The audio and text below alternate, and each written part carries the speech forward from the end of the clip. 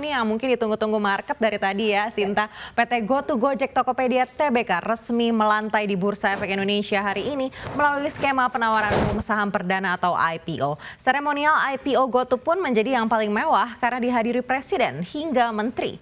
Saham GoTo dijual dengan harga Rp388 per unit. Ya, jumlah saham yang dicatatkan sekitar 1,18 triliun lembar saham dengan kapitalisasi pasar mencapai sekitar 400 triliun. Sebanyak 40,6 miliarnya merupakan saham yang ditawarkan secara umum pada masyarakat. Dari penawaran tersebut, GoTo meraih dana segar 13,7 triliun rupiah. Ya, mitra driver dan merchant juga akan kecipratan saham perusahaan teknologi terbesar di tanah air tersebut.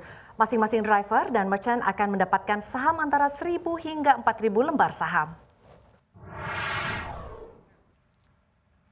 Iya Sinta, ini sudah bertahun-tahun ya ditunggu-tunggu oleh investor dan akhirnya terjadi juga hari ini IPO GoTo dan menjadikan GoTo ini menjadi perusahaan teknologi terbesar di tanah air. Tapi yang menarik saat seremonial IPO ini yaitu banjir pejabat negara, artinya ini memang menaruh harapan besar begitu ya untuk Indonesia. Betul sekali Ana, dan sepertinya ini menjadi IPO yang paling meriah sepanjang sejarah di bursa saham kita.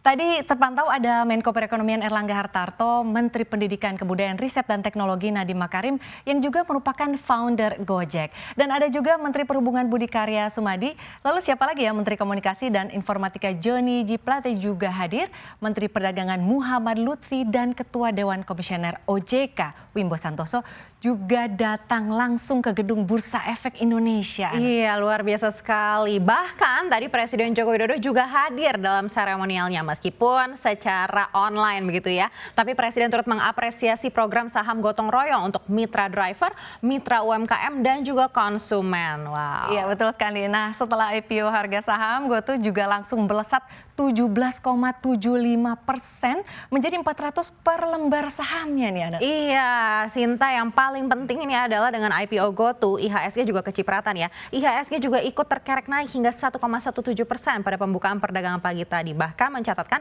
rekor baru menembus angka 7.300. Padahal kalau kita lihat bursa-bursa Asia atau bursa global ini sentimennya lebih banyak negatif. Artinya tadi seperti ini disampaikan analis juga, kalau memang tidak ada IPO GoTo ini pasti IHSG sudah berada di zona merah. Betul sekali Anda, berarti artinya nih IPO GoTo ini keren dan bisa menjadi sentimen positif untuk mendongkrak laju IHSG. Iya, betul sekali ya, kita harapkan juga ini pergerakan saham GoTo bisa terus naik begitu ya dan juga stabil gitu, artinya juga tidak terlalu signifikan naik dan akhirnya nanti amblas signifikan. Kita akan beralih ke informasi berikutnya, ini datang dari kota-kota di China yang kian dipenuhi oleh miliarder. Terbaru kota Shenzhen, China menggeser posisi New York dalam deretan kota dengan jumlah miliarder terbanyak di dunia.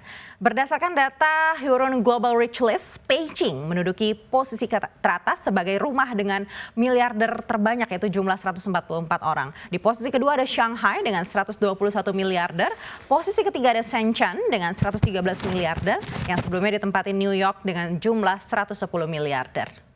Ya, saat ini Shenzhen menjadi pusat perusahaan teknologi terbesar di China seperti Huawei dan Tencent. Hadirnya perusahaan teknologi besar China di Shenzhen telah memancing perusahaan lain untuk ikut membangun pabriknya di Shenzhen.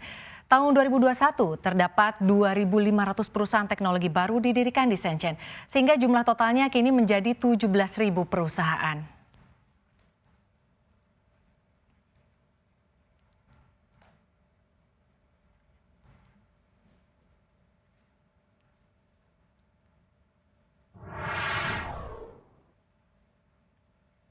Wow, Sinta, luar biasa ya kemajuan China. Kalau kita lihat ini bisa membangun kota Shenzhen yang sangat pesat jadi pusat perusahaan-perusahaan teknologi. Padahal kalau kita ingat dulunya Shenzhen ini kan kota nelayan ya. Nah, sekarang jadi kota dengan jumlah miliarder terbanyak ketiga di dunia. Iya, saya juga takjub sekali nih dengan pertumbuhan pusat Shenzhen begitu ya. Karena dari yang saya baca gitu, titik balik kota Shenzhen ini dimulai dari tahun 1980 dan saat dinobatkan sebagai kawasan ekonomi khusus, dari sinilah Shenzhen mulai membuka investasi besar-besaran.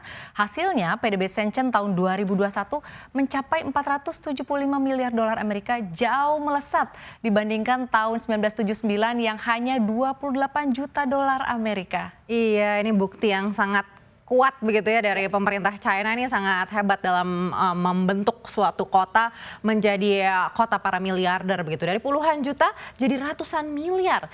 Jadi ekonomi Shenzhen ini bisa tumbuh sepesat ini. Kalau di Indonesia kira-kira gimana ya, Sinta, bisa atau tidak ya? Karena Indonesia ini kan juga punya kawasan ekonomi khusus begitu. Ada 18 KEK, salah satunya Mandalika yang jadi tuan rumah MotoGP di bulan lalu.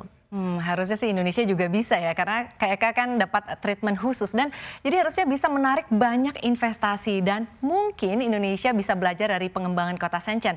Salah satu yang membuat ekonomi Shenzhen berkembang sangat pesat adalah jadi bagian dari Greater Bay Area, yaitu pusat bisnis terintegrasi dengan 8 kota di sekitarnya termasuk dengan Makau. Iya, memang layak dicontoh ya. Kita harapkan semoga Indonesia juga bisa ya. Mungkin Mandalika nantinya juga jadi kotanya para miliarder gitu ya. Ya, jadi banyak yang berinvestasi ya. Iya, betul.